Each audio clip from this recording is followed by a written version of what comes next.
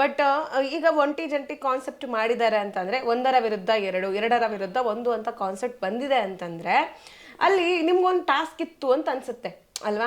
ಈಗ ಒಂಟಿಗಳಿಗೆ ಬೇರೆ ಥರನೇ ಟಾಸ್ಕ್ಗಳು ಕೊಡ್ತಿದ್ರು, ಜಂಟಿಗಳಿಗೆ ಇನ್ನೊಂದು ಬೇರೆ ಥರ ಟಾಸ್ಕ್ ಇರ್ಬೋದು. ನೀವು ಎಲ್ಲೋ ಅಮಿತ್ ಅವ್ರನ್ನ ನಿಮ್ಮನ್ನ ಅಮಿತ್ ಅವರು ಅರ್ಥ ಮಾಡ್ಕೊಳ್ಳೋದ್ರಲ್ಲಿ ಎಲ್ಲರಿಗೂ ಎಡವುದ್ರಾ? ಇಲ್ಲ, 100% ಸತ್ಯ. ಅದು ಅರ್ಥ ಮಾಡ್ಕೊಳ್ಳೋದ್ರಲ್ಲಿ ಎಲ್ಲೋ ಒಂದು ಕಡೆ ನಾವು ಎಡವಿದೆ ಅನಿಸುತ್ತೆ. ಎಲ್ಲ ಒಂದು ಕಡೆಗೆ ಅವರು ನೀವು ಇದು ಓಪನ್ ಆಗಿ ಅಥವಾ ಇನ್ನೂ ಚೆನ್ನಾಗಿ ಮಾತಾಡಿ ಅಂತಂದೇಳ್ಬಿಟ್ಟು ಅವರು ಸ್ವಲ್ಪ ಕಾಲ ಹಗರಣ ಮಾಡಿದ್ರು ಅಂತ ಹೇಳ್ತೀನಿ. ಯಾಕಂದರೆ ಎಲ್ಲೂ ಕೂಡ ನಾನು ಬಾಯಿ ಮುಚ್ಕೊಂಡು ಇಲ್ಲ, ಅಲ್ಲಿ ಕೂಡ ನಾವು ಎಲ್ಲ ಮಾತಾಡಿಕೊಂಡು ನಾನು ಹಾಡು ಹೇಳ್ಕೊಂಡು ಡ್ಯಾನ್ಸ್ ಮಾಡಿಕೊಂಡು ಎಲ್ಲರ ಜೊತೆಗೆ ನಾವು ಇದ್ದಿದ್ದು.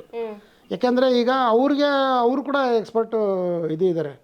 ಯಾಕೆಂದರೆ ನಾನು ಏನಂತಂದರೆ ನಾನು ಓಪನ್ ಅಪ್ ಆಗಿ ಮಾತಾಡೋಂಥ ವ್ಯಕ್ತಿ. ನಾನು ಯಾರನ್ನ ಕೇಳಿ ನಾನು ಮಾತಾಡೋಂಥನಲ್ಲ. ನಾನು ಈಗ ನಾನು ಸಿಂಗಲ್ ಆಗಿ ನಾನು ಹೋರಾಟ ಇದು ಮಾಡೋದ್ರಿಂದ ನಾನು ಒಬ್ಬನೇ ಅಲ್ಲಿ ಏನೇ ಅನ್ಯಾಯ ನಡೆದ್ರು ಕೂಡ ಪ್ರತಿಭಟಿಸೋದಕ್ಕೆ ನಾನು ಇಷ್ಟಪಡ್ತೀನಿ.